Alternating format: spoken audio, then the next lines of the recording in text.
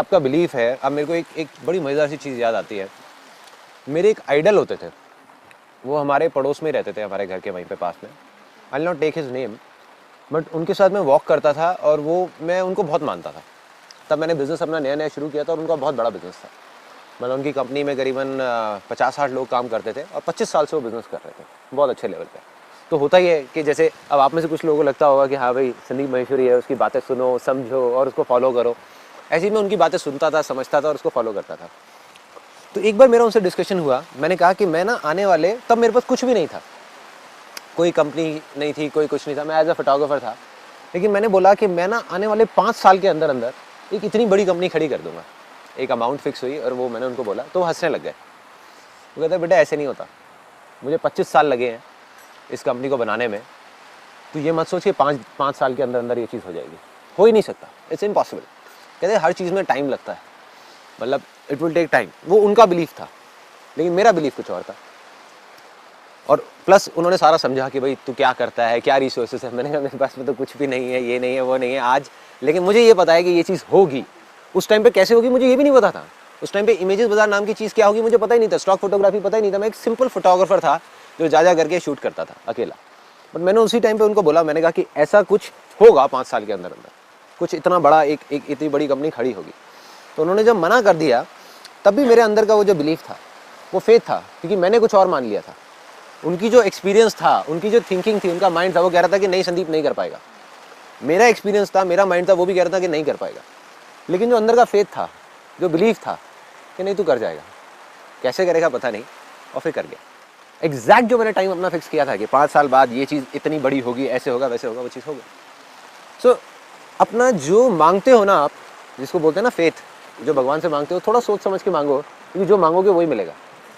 अगर आप गलती से भी ये मांग रहे हो कि यार कहीं मुझे टाइम ना लग जाए, तो टाइम लगेगा, तो टाइम लगेगा। उस टाइम पीरियड पे रिस्पॉन्सिबिलिटी ऐसे मैं नहीं मानता, लेकिन पेरेंट्स साइड से रहती है कि भाई पहले बीटेक करी, अर्न करो, सेट हो जाओ, शादी करो, मतलब उनका एक प्लेटफॉर्म है। बिल्कुल ठीक है। तो अभी सोच रहे हैं कि अर्न स्टेबल सब होता रहेगा, एक बार मन का कर लेते हैं कुछ एक बार, क्योंकि जब थोड़ा बड़े हो जाएंगे तब मन का करने का कुछ बचेगा नहीं। कोई दिक्कत नहीं है। देखो जो आपके अंदर से आ रहा है ना, मैं बस इतना कह रहा हूँ आपको कि आप जो भी मांगोगे दिल से, वो आपको मिल जाएगा।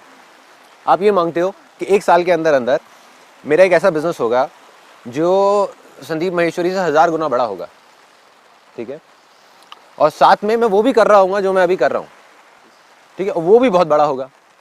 अब अगर आपके मन में डाउट है कि ये होगा या नहीं होगा, तो नहीं होगा।